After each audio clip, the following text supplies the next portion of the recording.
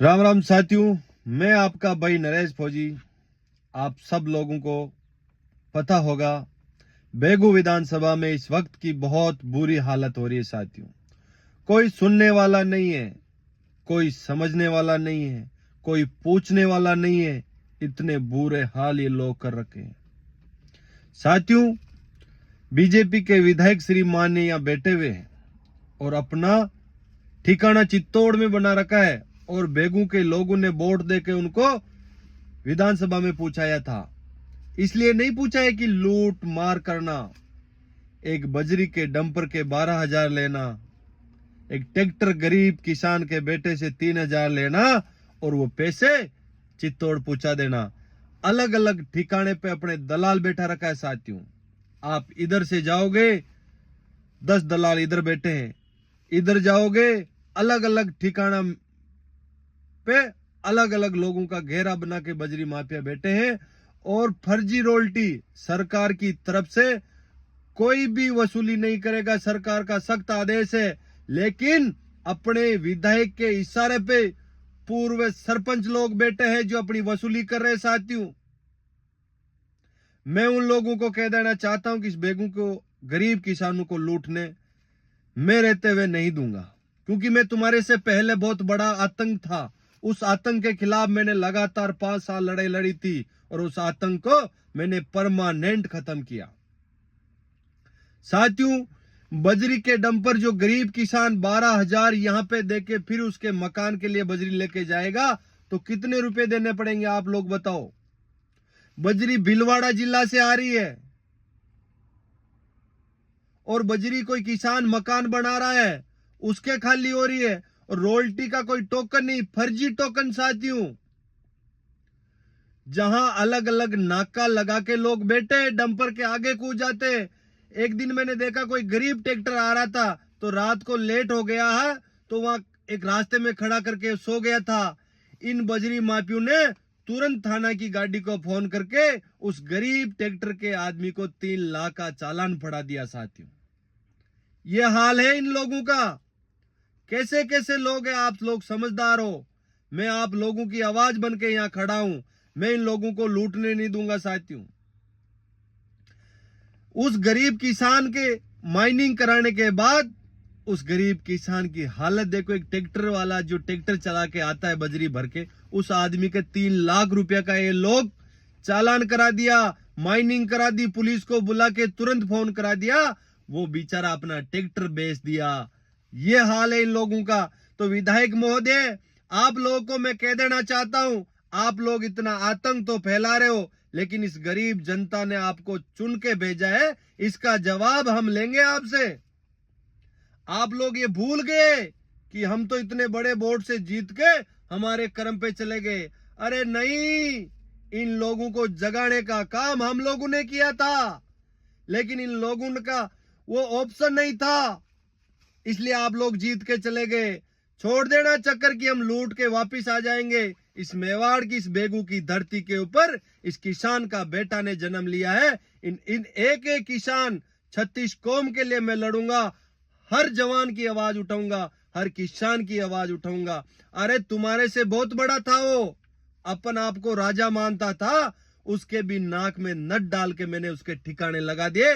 तुम्हारे दिमाग में गलतफहमी है कि जनता आवाज उठाती नहीं, जनता चुप है, हम हमारी मस्ती से लूटेंगे। कहां तुम्हारे पास रॉयल्टी की पर्ची, बताओ आप। किसके इशारे पे लूट रहे हैं आप लोग? किन लोगों के इशारे पे आप लूट के थैला भर के पैसे अपने आका के ले जाके आपके उसके पांव के उसके सिराने रख रहे हो कि लो आका जी, हम पैसे लेके आ गए। अरे कम से कम ट्रैक्टर को तो छोड़ दो तुम लोग।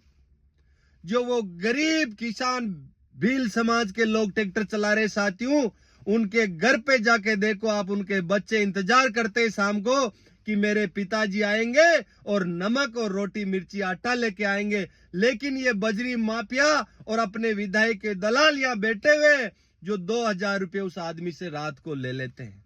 तो उस ट्रैक्टर वाला के साथियों क्या बचता? आप लोग से मैं पूछना चाहता हूं, कब तक चुप रहोगे आप लोग? आप लोग खड़ा हो, मैं आपके साथ हूं। मैं आज इनको आखिरी ये वीडियो के माध्यम से इनको मैं चेतावनी देना चाहता हूं, या तो आप रोल्टी और फर्जी नाका बंद कर दीजिए, नहीं तो मैं रात को उन नाकाओं के आके ऊपर घूमूंगा, मैं धरना दूंगा थाना के अंदर। प्रशासन क्यों चुप है साथियों? प्रशासन मुंह में दही जमा के बैठा है। प्रशासन इनको ये नहीं बोल रहा कि आप क्यों फर्जी रोल्टी काट रहे हो। अरे फर्जी पर्ची छपा के फर्जी टोकन दे रहे हो और एक डंपर के 12,000 ले रहे हो और ट्रैक्टर के 3,000 2,000 ले रहे हो, तो तुम्हारा घर का राज है क्या? क्या बजरी तुम्हारे खेत से निकाल के ले जा रहे लोग?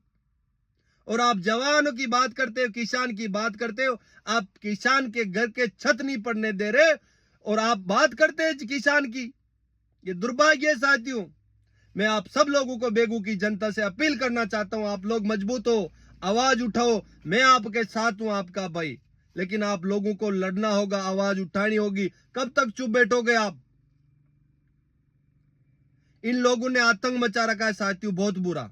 जो लोग कोई बोल नहीं सकता इनके खिलाफ, उनकी माइनिंग करा देते हैं लोग, कि वो बोलेगा उसकी माइनिंग करा देते। मेरी माइनिंग करा के दिखाओ तुम लोग, मेरे गाड़ी का चालान करके दिखा देना तुम लोग। साले खा रहे हो बजरी के पैसे और अपने आका के कदमों में ले जाके दे रहे हो कि तुम्हारे काका जी कमा के गए क्या पैसे?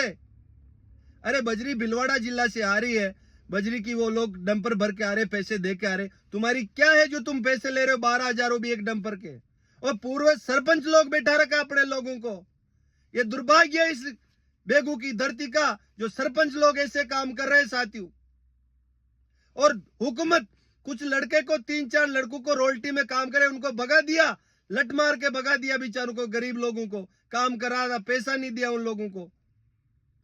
पहले तो धमका के रात को पूरी रात उनको साथ रखते हैं, फिर उन लोगों को धमका के भगा दिया कि इतने पैसे नहीं देंगे। साथियों वो गरीब लोगों को ये बहका रहे, गलत रास्ते अपना रहे, लोगों को दुश्मनी ले रहे।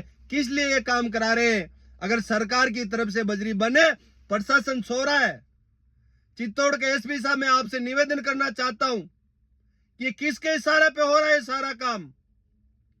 अगर आपने इशारा नहीं किया, प्रशासन की तरफ से बजरी रोक है, तो 12-12 हजार कहां जा रहे? इसका मतलब ये पैसे आपकी तरफ भी आ रहे, इसलिए आप कुछ कार्रवाई नहीं कर रहे हो। या 3-3 थाना लगता है, थाना चुपचाप सो रहा है और कोई पूछने वाला नहीं है। बजरी माफिया आराम से एक डंपर के 12,000 लेके इनको निकाल देते हैं और आगे गरीब किसान जो अपने मकान पे छत डाल रहा है, उसके अपने बेटों को पढ़ाने के पैसे नहीं, तभी वो मकान बनाता है और मकान बनाने के लिए छत नहीं डाल पा रहा है और आप लोग लूट रहे हो। साथियों आप लोग ज्यादा से ज्यादा सपोर्ट करना आपका भाई का। मैं आपको इस बेगू की धरती पे हमेशा आवाज उठाऊंगा, हर हाल में आपके साथ रहूंगा। मैं इस मिट्टी को, इस बेगू की धरती को, इन लोगों को लूटने नहीं दूंगा। लेकिन आप सभी लोग मजबूती से आवाज उठाओ, मैं आपके साथ खड़ा रहूंगा। राम राम साहब।